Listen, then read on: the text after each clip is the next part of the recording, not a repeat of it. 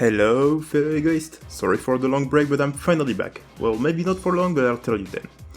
Also, huge thanks to Metezori on my Discord server for making the thumbnail of this video and the new banner of the channel.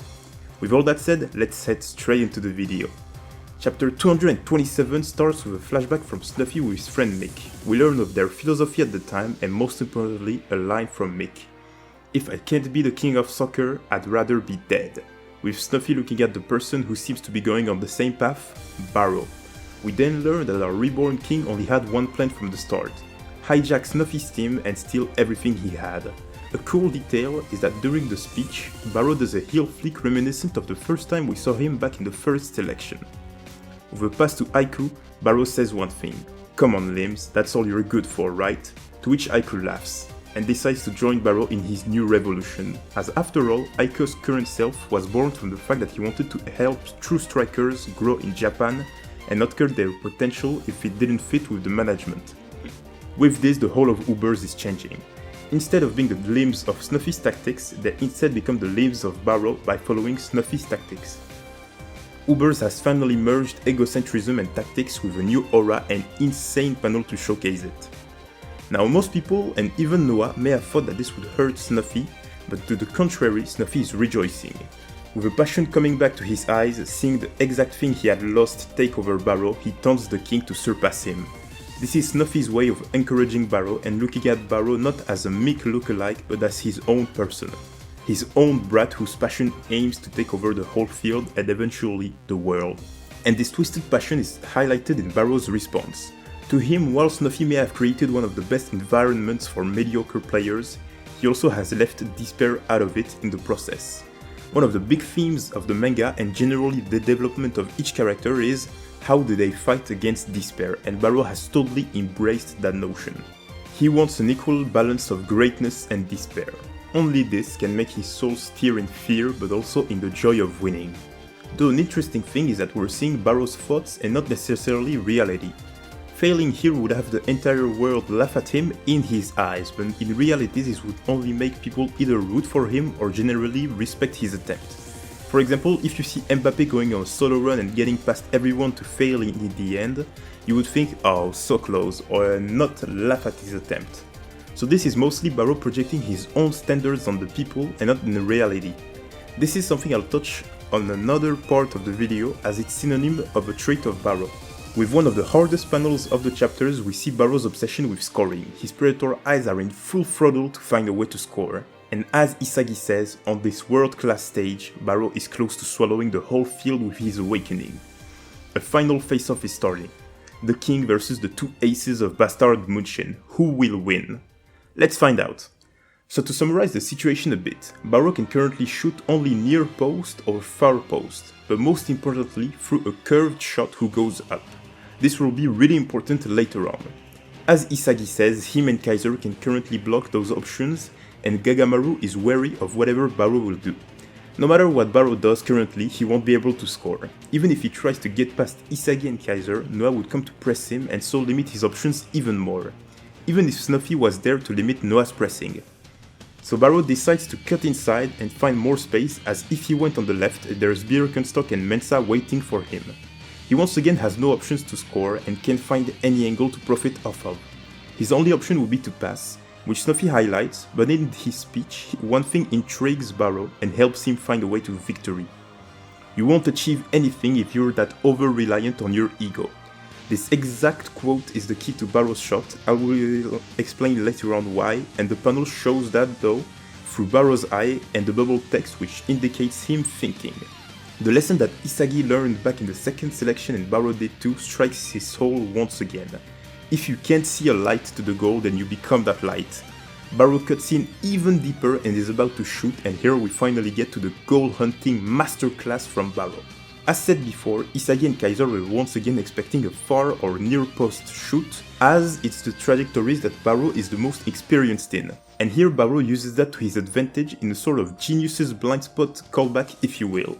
The fact that Kaiser and Isagi were defending against the higher up options instead lets the lower options open, which Barou shoots through. An interesting thing is that Kaiser and Isagi played their positioning well, but not totally. Here they left a lot of space for Barou to use and prepare his shooting motion, and then in their coordination they overlapped way too much. As we see with Kaiser, he's jumping in even further than Isagi and so didn't protect the gap in between Isagi's legs, which was the actual weak spot of their formation. If you see someone going for a spot, you don't overlap with them but instead aim for a place that they currently can't cover. The best example being Isagi's block of Chris Priest's shot, where he aimed for the ports that Gagamaru couldn't cover. So here we see that while Isagi and Kaiser can see what Barou will do thanks to metavision, when it comes to actually defending related to overpowering physically or restricting the amount of space possible, they are really bad at it. Metavision lets you see things, but the way you then act upon that vision is another thing. To get back to the shot, as Gagamaru says, he can't catch up to the ball, but this is something we'll touch later on. The important part for now is that the ball is going towards Snuffy with nasty speed, which is nothing like a pass. This is Barou's way of telegraphing his idea to Snuffy. Thanks to Snuffy's incredible football IQ and spatial awareness, he understands Barou's imagination to move it. This is his future. Snuffy can only laugh at this idea and so calls Barou a goddamn brat, letting the ball pass as Barou's name roars through the entire world with this amazing goal. Though the analysis doesn't stop there, let's go back and see how Gagamaru got played not only once, but twice. As we see, Gagamaru was forced to go to the right to cover Barou's options. So Barou then shooting to the left through an impossible to think trajectory makes it so Gagamaru's reaction time is delayed. As we see on this panel, Gagamaru is starting to shift his weight to the left leg to be able to compensate and jump to the left side, but only when the ball was already coming near Snuffy. And then after that, Gagamaru had to see that the ball was coming near Snuffy. This in turn probably made Gagamaru think at least for a small frame of time that Snuffy may trap the ball on top of him not being able to see the ball. So here Snuffy letting the ball pass all of a sudden is another moment where Gagamaru's reaction time was surely staggered. So with this analysis we see multiple truly important things. First, Barou created this opportunity from scratch and through an entire conscious thought process. This wasn't a fluke goal, but one created carefully from Barou's mind in seconds. We also get Barou's adaptability from the fact that he knew Isagi and Kaiser would block his most potential shooting course, and so baited them to create a new course in their genius's blind spot, along with taking into account each player's capabilities, and so fully hunt for a goal, taking all this into account. And most importantly, Snuffy understanding Barou's imagination, which is the exact thing Isagi lacked in his play with Yukimiya. All in all, Barou being able to craft this play was insane, especially with the fact that this came to him in mere seconds, along with how he toyed Gagamaru around. He truly created that short course himself through his capabilities. He went above and beyond in his mind games with all of the players involved. And finally, we see that Predator Eyes can also be used in ways that aren't just using blind spots, and that creating a goal can go further than just getting in the right position and shooting like Isagi has been doing so far, which is one of his current limits as a striker in my eyes. In this play, Barou maximized Predator Eyes as he did a shot that was adapted to the current situation by following his ego, whereas Predator Eyes didn't work before because Barou was blindly following the plan that Snuffy made, and not adapting his shot course to the actual state of the field. Predator Eyes in the end is all about breaking expectations. How you do it can be different. Kaiser uses it through impossible to predict shot courses, Barou thanks to blind spots before he awakened, and now by fusing those two capabilities. One last interesting thing though, is that when in flow, Barou always has the Predator Eyes. We don't have an actual confirmation why, but my theory is that Predator Eyes is now the go-to vision of Barou's ego. Basically, when a person is following their ego to a certain extent with an ability that is deeply related to it, their eyes get that vision.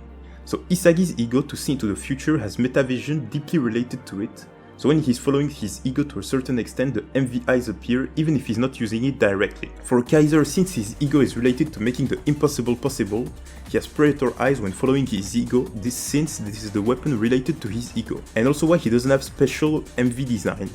I talked about this a bit more in details in my video of metavision if you want to check it out. And finally, Barou is the same. His ego is to be the king at all costs and devour others to become that king. Now this ego has fully aligned with Predator Eyes as it's the main weapon he will use to fulfill that goal. Though this is pretty interesting since as we have seen so far, Barou always goes into flow when hunting for a goal.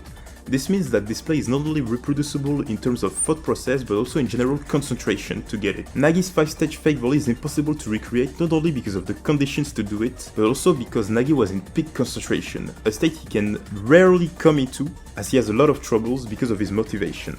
Whereas here Barou can easily get back to this concentration since hunting for a goal is always a challenge worthy of flow to him. Now we can touch on the thing that's the most important to me in those two chapters, the fact that Barou still doesn't love himself. If you remember, each main striker of the respective teams of the Nail got an advice from their master strikers. Bachira was to embrace his monster and by doing that got better.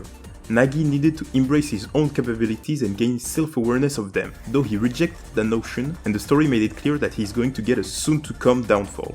So we can ask ourselves, will Barou, who still seems to not love himself, also get a potential downfall? This totally depends, as the condition needed was for Barou to love himself when he isn't considered the genius anymore, and this play proved he is one.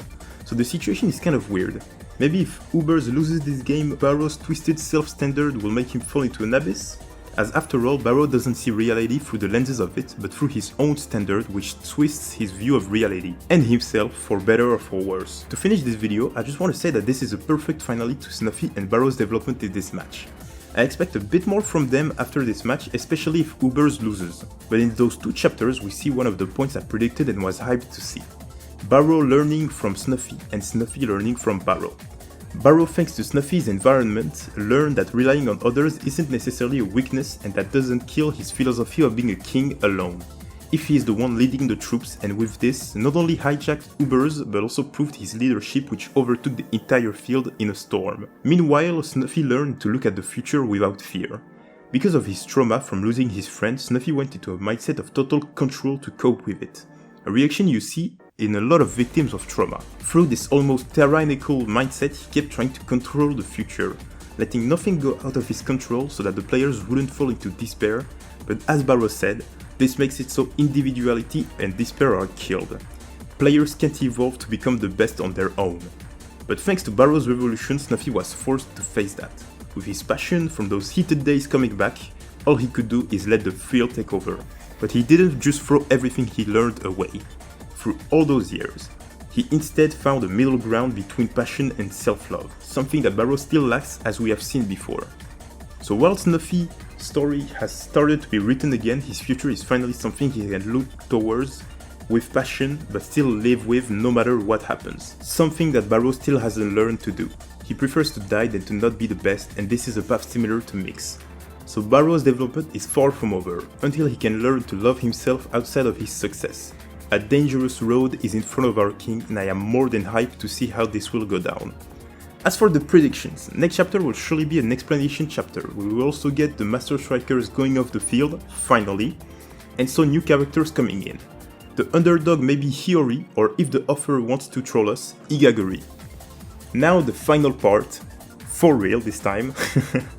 The questions from the Discord server. We've got two questions, one from Nana and the other from Grizzly, but I'll fuse both of them. So first, let's define what is a super goal. We need to understand that a super goal is dependent on a player's greatest strength. For Bachira, a super goal would be dependent on his dribbling, Nagi his first touches, etc, etc. And it has to be a flashy goal on top of that. So for Isagi to do a super goal, it would be reliant on two things, his metavision and direct shot. So a play that uses both of those weapons in incredibly flashy ways. Though Isagi's direct shot isn't necessarily a flashy weapon, but what is a flashy weapon? Curved shots. And here we get to Isagi potentially Predator Eyes as asked in Grizzly's question. I've already made an entire thread on Twitter talking about it, which I'll link in the description, but it deserves its own video, so I won't talk about it here for much. But yes, I do see Isagi gaining Predator Eyes this match and using it for a curved direct shot, which is something that has been shown to use, and goddamn look at the curvature on that shot. So how does Isagi use Predator Eyes? By using someone to create a blind spot. The way I see, Isagi could score a super goal would be for him and Hiyori to use metavision and create incredible playmaking through that. An idea of plays that can be birthed from metavision is for example when Isagi and Noah played Kaiser like a fiddle. This type of play isn't possible for characters who don't have metavision as they can't coordinate the way Isagi and Noah did here. So with this in mind, I could see a super goal of Isagi being birthed from an incredible playmaking of Hiyori, Isagi and maybe even Yukimiya at the last second. When Isagi is in position to score, Barou comes in to devour Isagi in a callback to their first selection encounter. This time, Isagi shoots by devouring Barou using Predator Eyes to score the final goal. Though why do I see Barou being the one to defend? because when we look at the matches so far, Isagi has 1v1 the Bachira, Nagi and Kaiser. So we will surely get Isagi to also 1v1 Barou here. And remember that in their encounter, when Isagi passed instead of shooting, Barou said Isagi was talentless and not worth to be called a striker. So this time with Isagi shooting and scoring, he will have proven his worth as a striker in his bet with Kaiser, but also to Barou and the entire world. Though an interesting thing is that if we do get an Isagi and Barou 1v1, then we will surely see a Rin versus Isagi 1v1 in the PXG match. And with this, the video is finished for good this time. There's a lot more to be said, but as you guys might have seen, I haven't uploaded in a while and we absolutely wanted to get this video out as fast as possible. I may be going on another break though, but I plan to explain it more in details in my Discord server and in the community tab of the channel. And so, with all that said, I hope you enjoyed the video, I wish you the best and see you around, fellow egoists.